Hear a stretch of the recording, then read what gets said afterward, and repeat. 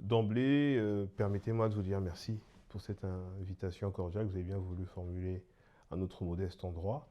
En effet, nous nous occupons par délégation de pouvoir du président de la République depuis un peu plus d'un an et demi des problématiques des jeunes au sein d'une institution qui s'appelle le Conseil consultatif de la jeunesse. Votre question arrive à point nommé. Sans être fataliste, il faut être réaliste. Notre jeunesse, de manière générale, se porte bien puisqu'elle est en santé. Elle est debout, bien qu'elle ait des challenges liés, j'espère qu'on aura l'occasion d'en parler. De manière générale, la jeunesse se porte bien. Et nous sommes donc en année préélectorale, mais exclusivement dédiée à la jeunesse. Et vous pouvez vous imaginer que la jeunesse, qui a beaucoup d'attentes, fourmille dans nos rues, émet ses idées et est debout justement pour penser à son avenir. De manière générale, ça va. Vous me donnez l'occasion de remercier encore une fois son Excellence le Président de la République, Denis Sassou Nguesso, pour avoir fait de 2024 année de la jeunesse. Parce qu'en 2024, en effet, nous avons eu l'opportunité de tenir cette grand-messe que vous citez. En effet, il s'agissait de la session inaugurale de notre Assemblée générale, l'Assemblée générale du Conseil consultatif de la jeunesse, qui s'est tenue du 28 février au 4 mars dernier à Kintélé, ici à Brazzaville. Conférence ou alors Assemblée générale au cours de laquelle toutes les forces vives de la République, nous faisant allusion justement à sa jeunesse, représentée à travers les membres de l'Assemblée, qui sont venus des 12 départements de notre pays, de la diaspora, qui prennent en compte toutes les minorités, à savoir les confessions religieuses, les associations, les personnes vivant avec handicap, les jeunes des partis politiques, de la société civile, des corporations professionnelles, et j'en passe, pour, comme ressasser, et ce sont vos mots, l'ensemble de nos préoccupations que nous avons consignées dans un document que nous avons intitulé Préconisations détaillées des préoccupations de la jeunesse et que nous avons eu l'honneur et le bonheur de remettre en main propre à son Excellence M. Denis Sassou Nguesso, Président de la République, chef de l'État. En effet, de quoi était-il question à travers justement les différents axes que nous nous étions assignés, nous avons travaillé autour de la formation des jeunes, de leur employabilité, de l'emploi des jeunes, de la condition de la jeune fille, de la santé des jeunes, de leur occupation saine, nous parlons là des loisirs sains.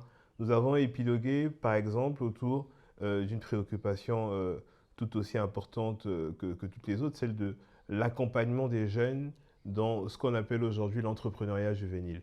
C'est un concept qui peut être galvaudé, mais qui, à la vérité, recense un certain nombre de solutions qui, nous l'espérons, si le doing business est amélioré, si les banques, par exemple, à travers tous les mécanismes FIGA mis en place, accompagnent les jeunes, pourraient apporter des solutions. Donc, dans ce document cadre, nous avons pensé tous les problèmes de la jeunesse.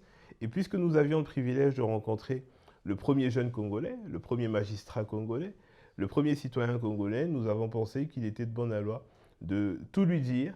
Et lui, en retour, en bon père de famille, il travaillerait avec le chef de gouvernement, avec son gouvernement, pour que tout ceci soit mis en place. Et puisqu'effectivement, vous parlez des éventuelles retombées, nous pouvons dire à ce stade que, vous savez, l'élaboration des politiques publiques ne sont pas le gage d'un espace temporel. Nous voulons dire que, c'est vrai, l'année de la jeunesse a séduit, cette idée a séduit bon nombre de Congolais. C'est une réalité. Mais pour nombreux, puisque nous sommes jeunes, c'est l'immédiateté. Pour nombreux, une fois que le président avait dit le 31 décembre 2023, je décrète 2024, année de la jeunesse, eh bien, les premiers mois seraient déjà des mois où on trouverait des réponses. Et on a même vu des jeunes décanter, faire le décompte de chaque jour qui passait en 2024 en espérant trouver des réponses soudaines. Ce qui est fait pour les jeunes sont les jeunes et fait contre les jeunes. Et nous avions formellement demandé, parce que vous savez, c'est beau, c'est facile de s'asseoir dans un bureau et de décider pour une couche de la population que vous ne connaissez pas. Nous avions par exemple demandé ce jour-là que les jeunes soient associés à la prise de décision, commencent à être associés à l'élaboration, mais surtout à la mise en œuvre des politiques publiques. J'évoque la loi parce que c'est un début de réponse. Et nous pensons que si ce n'est pas mis en place, eh bien, nous avons des cours et tribunaux vers lesquels nous pourrons nous tourner. Mais c'est clairement écrit dans cette loi quand en voie consultative, un membre du Conseil consultatif de la jeunesse, un membre du Conseil de la femme. C'est une évolution majeure. Parce que voyez-vous, je prends un exemple, au comité de direction du Conseil congolais d'amortissement, ça permet d'être au courant de ce qui s'y fait, de savoir comment est gérée notre dette, de savoir si la dette intérieure est payée, si la dette extérieure a un début de réponse, et j'en passe. Avoir le privilège d'avoir un représentant à l'université de Denis Sassou Nguesso, par exemple, pour l'université Mariam Gouabi de Brazzaville, c'est un privilège parce que tous les problèmes qui y sont révélés, ceux liés à la formation des jeunes, ceux liés à leur occupation saine, mais surtout ceux liés à leurs années qu'il faut sauver à chaque fois, nous permettront d'avoir un élément pour pouvoir avancer. Parce que notre rôle à nous, Conseil consultatif de la jeunesse, mon rôle à moi, c'est d'écouter les jeunes et dire au président fidèlement ce que j'ai écouté et tout en suggérant au gouvernement des pistes de solutions. C'est un début. Nous pouvons également relever avec beaucoup d'intérêt parce que pendant longtemps, nous avions déploré l'absence d'une université publique dans l'Interland, dans la partie sud. C'était une de nos préoccupations majeures. Et nous sommes en train de suivre avec beaucoup d'intérêt l'évolution des travaux de l'université au niveau de Pointe-Noire et du Kwilu. Et nous savons que ce ne sera pas la solution à tous les problèmes des autres départements environnants, mais nous disons que c'est déjà un début et ça permettrait aux jeunes de Sibiti, aux jeunes de Madingu, aux jeunes de Dolisie de ne plus forcément venir exclusivement à Brazzaville et peut-être d'avoir la possibilité d'aller beaucoup plus proche à Pointe-Noire et ou dans le Kwilu pour pouvoir aller. Nous avons également, avec grande satisfaction, pu nous apercevoir que le ministère de la Santé, lui aussi, essaie d'évoluer.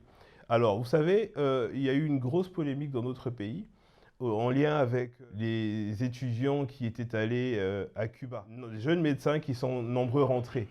Alors, ils sont rentrés, le plateau technique, comme on le sait, ne donnant pas la possibilité à tous ces milliers de jeunes gens, en plus de se former ici par notre université Mariam Gouabi, par la fac de médecine.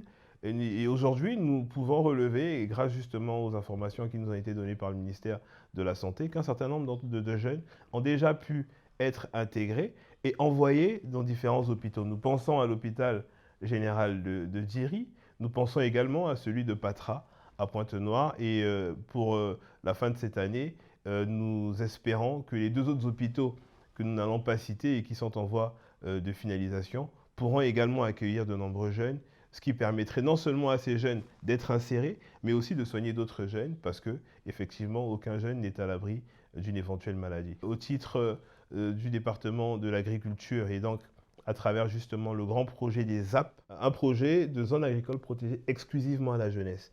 Il s'agira, et il s'agit, c'est déjà le cas, pas loin de Brazzaville, à Odiba, d'avoir une zone agricole protégée. Elle est déjà quasiment prête pour que justement des jeunes qui s'adonnent à cette pratique agricole, et ils ont raison de s'adonner à cette pratique, se déploient. Et donc voyez-vous, ce n'est pas la panacée, mais il y a déjà des débuts de réponse.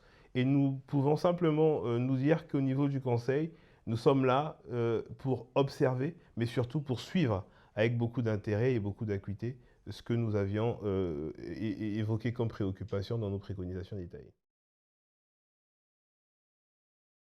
Il n'existe pas de génération spontanée. Nous sommes dans un pays qui est jeune du point de vue de sa démocratie, qui est jeune du point de vue de sa démographie, qui est jeune du point de vue de sa jeunesse. Parce que voyez-vous, et déjà en 1997, le président le disait dans Le Mangué, le feu et la souris, et il annonçait les statistiques d'ici 2025. Il disait qu'un peu plus de la moitié de la population africaine serait jeune. Et particulièrement au Congo aujourd'hui, c'est une réalité. En 2050, la moitié de l'humanité sera jeune. Jeune entendu comme personne, homme-femme, ayant entre 0 et 35 ans. Alors, c'est une réalité. Vous évoquez les préoccupations du Congo, nous disons que ce n'est pas propre au Congo. La jeunesse a des problèmes un peu partout. Puisqu'on aime facilement faire le parallèle avec la France, et parce que c'est culturel, ici, c'est peut-être le poids colonial encore qui continue à sombrer, eh bien, je suis au regret de dire aux gens qu'ils ne font pas suffisamment d'efforts pour s'apercevoir ou alors pour fouiner, pour savoir que les jeunes là-bas ont des problèmes d'un autre genre. Voyez-vous, n'est-ce pas là-bas qu'aujourd'hui on parle de mariage de même sexe dans les milieux jeunes, de consommation de drogue abusive, etc. Non. Revenons à notre contexte congolais. Il y a une constante, il y a une réalité, et je ne suis pas celui qui la dénierait. C'est que de nombreux jeunes s'interrogent sur leur avenir. De nombreux jeunes, aujourd'hui, se demandent est-ce qu'ils doivent rester dans leur environnement, puisqu'il n'y a pas forcément à leurs yeux des débouchés. Nous en avons conscience, ce sont des préoccupations que nous traitons au quotidien, mais ce que nous avons également remarqué sur le terrain, c'est que nous-mêmes, jeunes, ne faisons pas suffisamment d'efforts. Je prends un exemple tout simple. La CPE nous révèle que 100% d'emplois qui sont diffusés à travers leur plateforme, alors 50 ou 60% de ces emplois sont sollicités par des sujets d'origine étrangère dans notre pays. Qu'est-ce que cela veut dire? Cela veut dire que c'est une réelle préoccupation parce que nous-mêmes, nous ne faisons pas suffisamment d'efforts pour aller vers l'information. Ça, c'est un fait. Autre chose, je peux parler également aujourd'hui du FIGA. Dans aucun pays du monde, vous ne verrez une institution, fût-elle bancaire, venir recenser des gens dans les quartiers et leur distribuer de l'argent. Ça n'existe pas. Il faut qu'il y ait un minimum d'organisation pour que ces institutions vous accompagnent. C'est ce qu'on appelle avoir un dossier bankable, un dossier soutenable. Mais les jeunes, nous nous plaignons de ce que le FIGA ne fonctionnerait pas à nos yeux. La différence, je passe le débat qu'il y a eu autour du FIGA, on est tous d'accord de la nébuleuse, mais aujourd'hui, FIGA est devenu épique. Nous devons tous avoir un regard particulier vis-à-vis de cette institution qui, nous l'espérons, va répondre aux préoccupations des jeunes et qui, comme on l'entend, commence déjà à donner des débuts de réponse à des jeunes qui sont structurés. Nous pouvons parler du FIGA, nous vous avons parlé de la CPE, mais nous pouvons très bien vous parler également de toutes les initiatives qui sont mises en place tant par le gouvernement à travers les filets sociaux que par les partenaires au développement, les agences du système des Nations Unies. Ces agences qui permettent aux jeunes gens, puisqu'aujourd'hui au Congo, dans chacune de nos parcelles, il y a des associations, de se former et d'apprendre justement à formaliser des projets, eh bien, rares sont les jeunes qui sont en mesure de lever même les quelques enveloppes que l'ambassade du Japon, celle des États-Unis, celle de l'Union européenne met à disposition parce qu'on n'entre pas dans le moule. Donc, il est facile de se dire que rien ne va. Il faut que les jeunes gens apprennent à travailler. Et je me souviendrai de ce qu'Albert Einstein aussi disait, le hasard n'existe pas. Le hasard, c'est le nom que Dieu utilise dans une situation lorsqu'il veut justement se dissimuler. Ça veut dire qu'il faut travailler. Et donc, l'invite que nous faisons et que nous ne cesserons de faire aux jeunes gens, aux jeunes de notre génération, c'est de travailler. Travailler pour soi, travailler sur soi, travailler pour nos familles, notre environnement, notre société, travailler pour notre pays. Il y a un fait qui est indéniable dans notre société, et c'est d'ailleurs une maladie qu'il faut que l'on travaille tous à soigner. C'est que la parole publique dans notre pays n'a plus beaucoup de crédit, malheureusement. La parole publique de manière générale. Tous les acteurs publics, Monsieur Mikris, il vient, il va, ah oui, voilà, c'est toujours les mêmes. Il raconte, bon, c'est un collabo, c'est un courant, voilà. Vous voyez, il y a comme un rejet systémique de tout ce qui peut venir justement des gouvernants. Or, il faut savoir que peu importe la situation dans laquelle on est, peu importe l'endroit où on se trouve, on est dans un environnement qui est normé. Et la norme voudrait qu'il y ait cette hiérarchisation de la société. Et c'est comme ça que c'est fait partout. Et commencer à être un Congolais qui rejette tout, ce n'est pas construire le pays. Au sujet de l'année de la jeunesse, justement, de nombreuses personnes, au début de l'année dernière, se sont dit oui, c'est une phrase pour encore nous emballer. Il n'y a rien. Je venais de vous évoquer quelques débuts de réponses, et ce n'est pas la panacée, ce n'est pas l'essentiel des réponses qui ont commencé à être données, mais il faut savoir que même les changements les plus souhaités ont leur mélancolie. Il faut savoir raison garder, et surtout, comme le dit l'auteur, il faut laisser le temps faire son temps quand il sera temps, tout en travaillant, tout en travaillant. Nous pensons aussi que ce serait peut-être suranné que de faire un bilan, mais s'il nous était demandé, puisque c'est le cas, de tirer quelques leçons de notre séjour au Conseil consultatif de la jeunesse, nous dirions que le Conseil consultatif de la jeunesse, pour commencer, nous apprend à grandir, nous a appris à grandir, nous a appris à mieux connaître le Congo et les Congolais, à mieux connaître l'humanité, nous a appris, à titre individuel bien sûr, à mieux tolérer l'autre. Voilà les grandes lignes. Alors, vous savez, faire le travail que nous faisons n'est pas facile dans la mesure où gérer une couche de la population qui, à nos yeux, est la plus fragile, la plus exposée, et donc la plus émotive, et donc la plus à même de tomber dans les émotions facilement, la plus à même de se braquer, la plus à même de se retourner et de ne plus croire. Et c'est pour ça que nous disions tout à l'heure que nous avons appris en étant là, nous gérons une couche de la population qui, c'est vrai, a beaucoup de problèmes. Nous avons parlé de l'école, avec ce que nous n'allons plus rappeler. L'école à l'université venait d'être sauvée. La situation des boursiers qui est en train de reprendre, et d'ailleurs on remercie le gouvernement pour ça, c'est préoccupant. La situation, les conditions d'études à l'université ou dans nos instituts publics de niveau intermédiaire ne le sont pas moins. Nous pensons également, et nous avons un clin d'œil pour nos amis qui habitent nos différents internats, qui eux là-bas aussi vivent dans des conditions que d'un autre âge. Et nous disons que toutes ces préoccupations sont les nôtres, aussi longtemps qu'elles concernent la couche de la population que nous représentons. Mais nous disons aussi que comme tout citoyen et comme tout patriote, nous gagnerions à nous mettre ensemble, comme on essaie de le faire et comme on le fait au niveau du Conseil consultatif de la jeunesse, autour des institutions de la République, parce que ce n'est que comme ça que l'on peut faire avancer les choses pour insuffler une nouvelle dynamique, pour souffler, puisque c'est notre rôle, on joue le rôle de souffleur, les bonnes politiques et les bonnes décisions, afin que le gouvernement, les institutionnels, le président de la République aille vers ce que nous pensons être les solutions, parce que notre jeunesse, je reviendrai dessus, traverse une passe assez difficile avec tous les phénomènes auxquels nous avons droit aujourd'hui, phénomènes de délinquance juvénile, y compris en milieu urbain, y compris à l'école. Nous pensons que tout ceci mérite d'être résorbé, et c'est ce à quoi nous nous adonnons tous les jours. S'il y avait des peurs, s'il y avait des craintes, gros échec, oh, c'est une question qui pourrait être posée, nous le croyons, à la fin de notre mandat.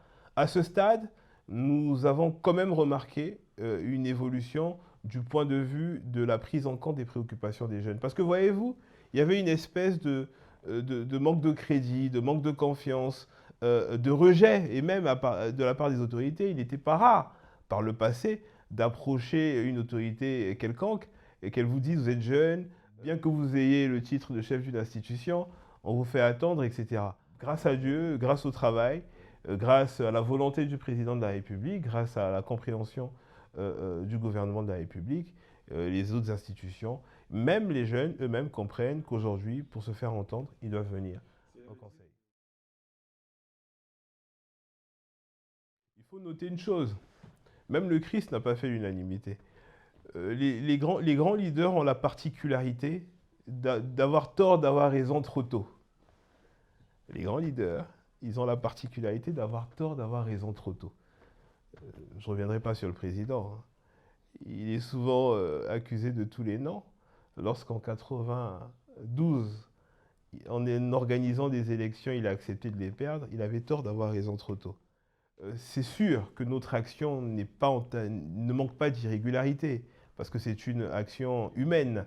Cependant, nous faisons le maximum du mieux que nous pouvons pour que nous répondions tant aux préoccupations des milliers de jeunes que nous représentons, tant à celles du gouvernement et du président de la République qui nous ont fait confiance et avec lesquels nous travaillons. Et nous pouvons dire que parmi les nombreux jeunes qui hier tiraient à bout les jours parce que de manière systémique, n'ayant pas forcément confiance nous pouvons dire qu'aujourd'hui, et tout le monde peut l'observer, le calme est là, et d'ailleurs il n'y a jamais eu de trouble. Nous pouvons dire qu'aujourd'hui, la confiance est là, alors qu'elle n'a jamais été détruite. Nous pouvons dire aujourd'hui que nous parlons d'une seule voix. Et d'ailleurs, c'est peut-être l'occasion de dire que nous avons une émission qui est dédiée à la jeunesse, qui s'appelle La Voix de la jeunesse. Celui qui veut aller loin ménage sa monture.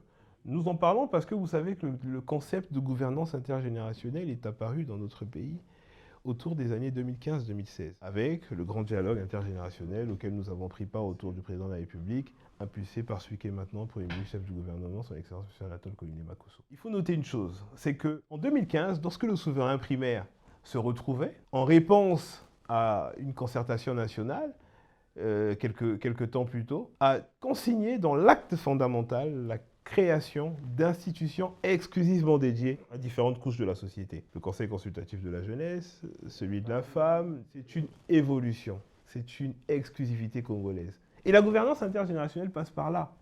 Voyez-vous, si hier, il n'existait pas d'institution capable de collaborer de manière officielle avec le gouvernement et le président de la République, aujourd'hui c'est possible. Si hier, nous n'avions pas la possibilité de placer les jeunes dans les différents comités de direction pour justement mieux représenter la jeunesse, eh bien, nous entendons de nombreux jeunes, justement, à l'image de ce que vous dites, s'émouvoir de ce qu'il n'y a pas de jeunes stricto sensu.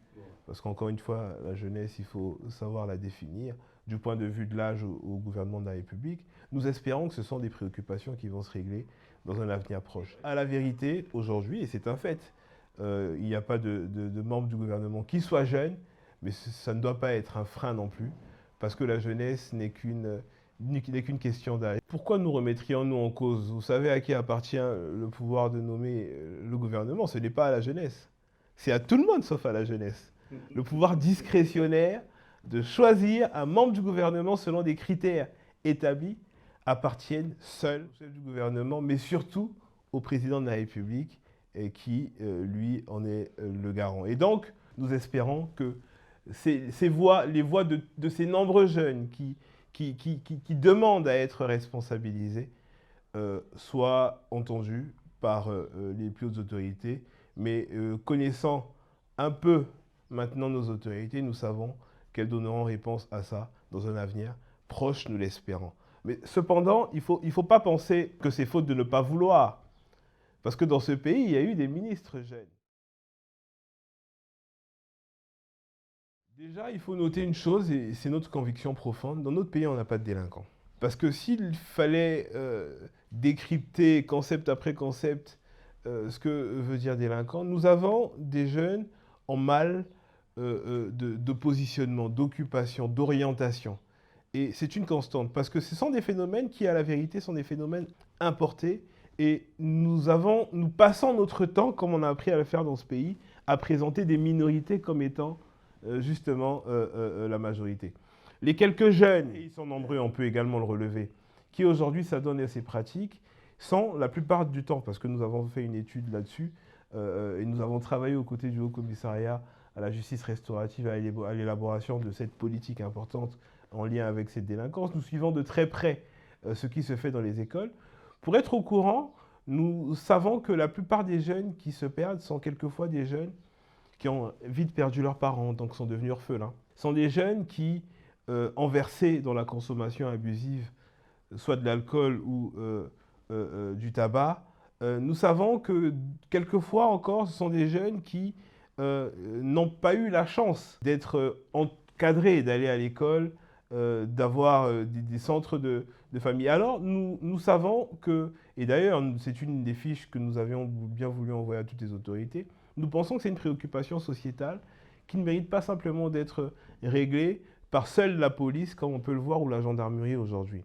Nous pensons que c'est une préoccupation qui doit associer toutes les forces vives de la société, les psychologues en leur part, les hommes d'église en leur part, les familles en leur part, parce qu'aujourd'hui, malheureusement, il y a des parents qui sont irresponsables, qui abandonnent leurs enfants et qui sont les premiers à accourir dans les différents postes spécialisés de police pour les sortir quand ils apprennent que ces enfants y sont. Donc, nous disons que c'est une préoccupation qui est générale, mais que l'on ne doit pas non plus aggraver, parce que Brazzaville, Pointe-Noire, chacune de nos villes reste quand même des villes, du point de vue sécuritaire, safe.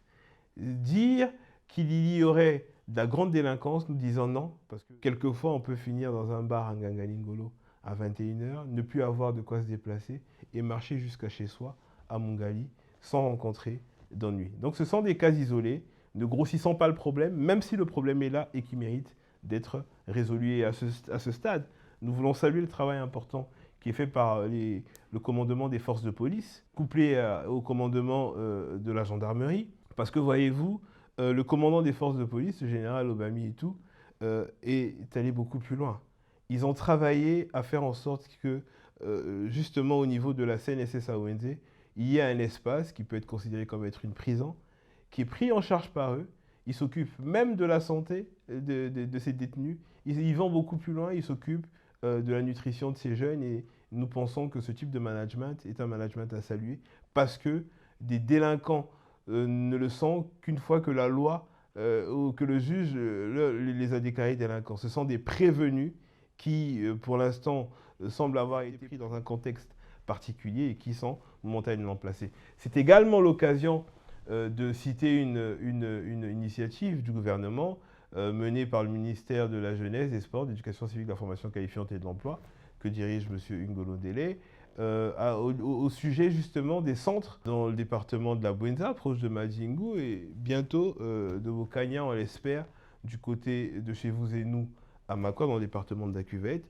Aubéville, qui va être opérationnel, permettra de recevoir des jeunes gens, et encore une fois, il faut retenir les critères, parce que normalement, sont censés y aller des jeunes en conflit avec la loi, de manière et prouvée, pour que là-bas, une fois qu'ils ont purgé leur peine dans des cours et tribunaux, ils s'y retrouvent pour ce qu'on appelle une réinsertion, une formation, et pour qu'en sortant de là, ils deviennent des citoyens exemplaires.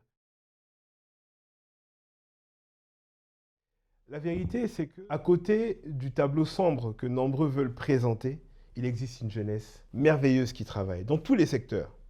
Dans le secteur de l'entreprise, où nous sommes réunis, nous avons Sorum Color qui a fait ses preuves. C'est un jeune Congolais qui n'a pas forcément été accompagné par les pouvoirs publics. Je dis que dans tous les secteurs, des jeunes se démarquent. Dans la musique, dans les sports, dans l'artisanat, dans le numérique, concept cher au président de la République, mais concept d'avenir aujourd'hui, parce que des millions d'emplois peuvent ergoter autour du concept numérique. On peut parler des drones dans le secteur agricole, de l'intelligence artificielle et j'en passe. L'espoir est permis parce que nous avons un pays, je l'ai dit tout à l'heure, jeune, avec d'innombrables opportunités qu'il nous faut apprendre à toiser, à fixer, à investir. Nous le disons aussi très souvent, la fonction publique, c'est le passé.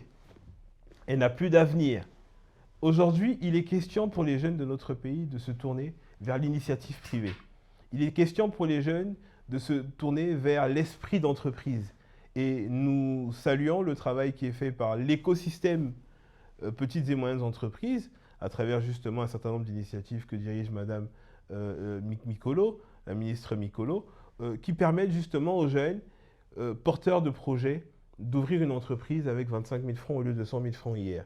Qui permettent par exemple aux jeunes, à travers justement ce programme d'incubation, d'être formés, de formaliser son projet à travers l'ADPM, l'Agence de développement des très petites et moyennes entreprises. Qui permet par la suite à ce même jeune d'être soutenu à travers le FIGA. Parce que le FIGA, contrairement à sa mission principale perçue par les Congolais, ne donne pas de l'argent, mais sert de garantie au niveau des banques pour pouvoir avancer. Nous pouvons, pour le même jeune, avancer et l'inscrire au niveau panafricain parce qu'il y a une véritable concurrence qui nous arrive avec la ZLECAf. Donc voilà nos enjeux. Nous devons nous tourner vers les vraies préoccupations, celles de la prise en main de la jeunesse dans tout son sens et non pas simplement de se tourner, comme vous le disiez, à attendre une place au gouvernement. Ce n'est pas forcément là-bas qu'il y a la solution. La solution, c'est au niveau intermédiaire et de base pour que, aussi longtemps qu'on a compris toutes les préoccupations à la base, au niveau intermédiaire, là, nous pourrons aspirer à y aller. Et nous savons que de nombreux jeunes sont capables, mais focalisons-nous sur l'essentiel et arrêtons de tourner le regard vers là où on ne devrait même pas forcément le tourner. Merci à vous.